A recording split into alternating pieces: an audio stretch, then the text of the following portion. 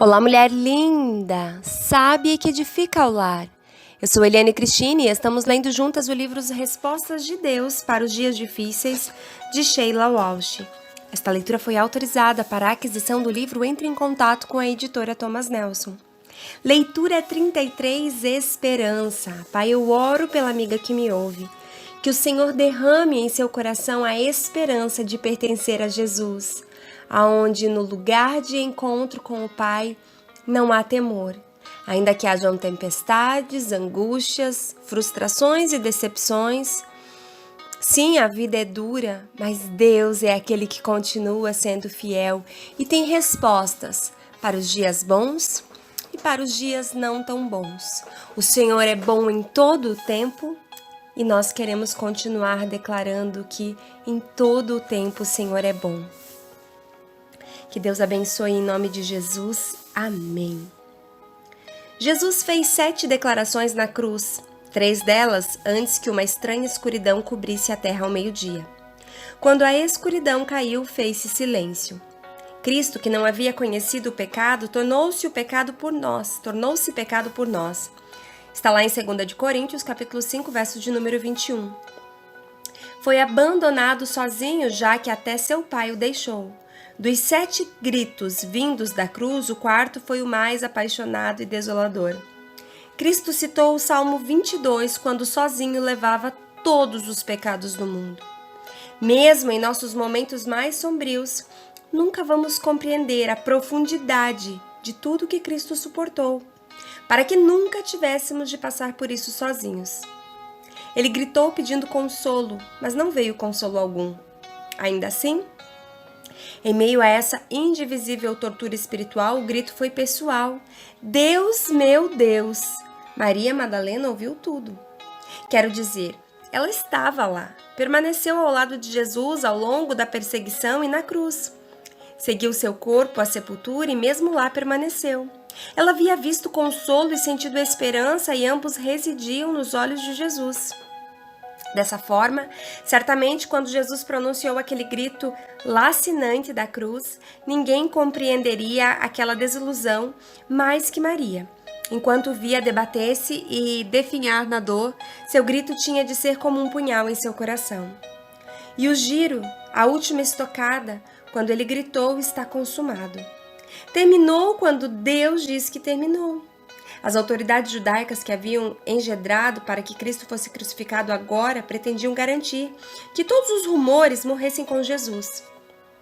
Ao designar um oficial militar para guardar o local onde o corpo lanhado de Cristo fora sepultado, o poderoso sinédrio judaico mantinha uma vigilância 24 horas no local do sepultamento, com medo de que os discípulos removessem o corpo e assim dessem credibilidade aos comentários de Jesus sobre a crucificação. O conselho judaico tomou todos os cuidados desde o primeiro momento do enterro de Jesus para garantir que o local do sepultamento permanecesse seguro e selado. Mas lemos no Evangelho de Mateus que um tremor de terra fez a tumba se abrir e os soldados sonolentos foram deparados com a inimaginável realidade de que o corpo de Jesus estava desaparecido. Depois do sábado, tendo começado o primeiro dia da semana, Maria Madalena e a outra Maria foram ver o sepulcro. E eis que sobreveio um grande terremoto, pois um anjo do Senhor desceu do céu e, chegando ao sepulcro, rolou a pedra da entrada e assentou-se sobre ela. Sua aparência era como que um relâmpago, e suas vestes eram brancas como a neve. Os guardas tremeram de medo e ficaram como mortos. Mateus capítulo 28, do versos 2 ao 4. Os guardas desmaiaram de horror, o que veio bem a calhar, porque aquele momento não lhes dizia respeito. Esse momento havia sido planejado para Maria antes mesmo que ela tivesse nascido.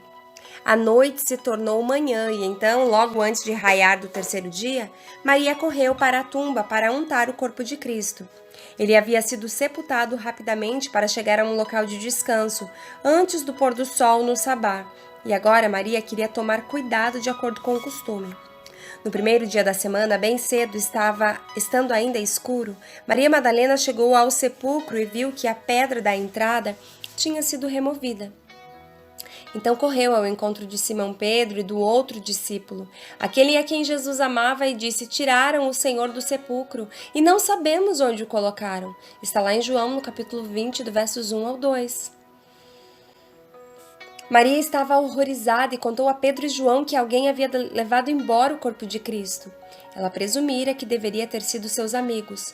Quando Pedro e João olharam para dentro da tumba, viram que ela estava vazia e que os panos de sepultamento estavam embrulhados e depositados. Acreditavam e foram para casa, dizem as Escrituras, João capítulo 20, do versos 8 ao 10. Maria não. Ela chorou e se vergou para ver a tumba e viu 2 anjos de branco sentados onde estivera o corpo de Jesus. Um anjo estava na parte de cima, o outro na parte de baixo. Perguntaram a ela: Mulher, por que choras? Eles lhe perguntaram: Mulher, por que você está chorando? Levaram embora o meu Senhor, ela respondeu, e não sei onde o puseram. Nisso ela se voltou e viu Jesus ali em pé, mas não o reconheceu. E disse ele: Mulher, por que você está chorando? Quem você está procurando? Pensando que fosse o jardineiro, ela disse: Se o Senhor o levou embora, diga-me para onde o colocou e eu o levarei. Jesus lhe disse: Maria. Então, voltando-se para ele, Maria exclamou em aramaico: Rabone, que significa mestre. João, capítulo 20, do versos 13 ao 16. Não há nada mais bonito que seu nome nos lábios de quem você ama. E ainda mais quando é Jesus que pronuncia seu nome. Quando você pensou que o havia perdido para sempre, todos eles acharam. Pedro, Tiago, João haviam deixado tudo para trás para seguir Jesus, e tão rápido quanto ele entrar em suas vidas e as alterara para sempre, ele partiu. Como é que poderiam voltar às suas ocupações anteriores se Jesus havia transformado tudo o que costumava significar alguma coisa em nada? Mas só uma pessoa seria concedida a dádiva de ouvir sua voz pela primeira vez desde a brutal execução. Quão gracioso da parte de Jesus guardar esse momento para Maria! A primeira entre homens, mulheres e crianças a ver seu rosto ressurreto. Maria, que havia sido atormentada pelos demônios do inferno, receberia uma dádiva de não apenas acreditar, mas ver o Cristo vitorioso. O sofrimento e o consolo caminham de fato de mãos dadas, e tendo ido ao inferno e voltado, Cristo e Maria compartilham esse momento lindo. O tipo de momento que Cristo anseia para compartilhar com cada uma de nós. Ele havia derrotado as trevas de uma vez por todas, e ele permitiu àquela que havia estado lá também celebrar o momento com ele primeiramente. Então nos apegamos a essa promessa que Deus nos deu. Ele nunca nos abandonará, nunca nos esquecerá. Cristo absorveu todo o abandono da morte para que nunca precisemos ficar sozinhos. Mesmo na noite mais tenebrosa, Ele estará lá. Cristo traz a vida da morte. Nada do que você está enfrentando é tratado levianamente por seu Pai. Ele usará isso para trazer consolo e cura a outro coração partido. Você pode ter certeza quando diz não terei medo, porque o Senhor é meu ajudador. Por várias vezes seguidas escutei a mesma coisa de mulheres que haviam atravessado momentos devastadores. Eu jamais teria me voluntariado para isso. Mas conheço Cristo agora em uma profundidade e uma proximidade que eu nem sabia que era possível. A esperança que Cristo promete torna-se mais real por conta das provações. Apegando-nos a essa promessa que Deus nos deu, Ele nunca nos abandonará, nunca nos esquecerá. Pergunte à doutora Ellen Roosevelt. Pergunte a Maria Madalena. Você poderia certamente me perguntar e eu lhe diria: Ele é a luz, a glória de Deus. Ele é a graça, a espantosa dádiva. Ele é a fenda na rocha a qual você pode se recolher quando estiver em pedaços ou exausto. Você encontrará compreensão em seu abrigo e esperança em sua presença, porque Ele vai juntar os braços dele aos seus. Ele vai acomodar seu coração combalido em suas mãos, com as cicatrizes dos pregos. Ele estará lá sempre. E será um infinito consolo e a esperança. Aleluia! Glória a Deus! Não tem como não se emocionar com um Deus que é tão presente, com um Deus que nos guarda segundo a palavra dele, gravado o nosso nome na palma de suas mãos.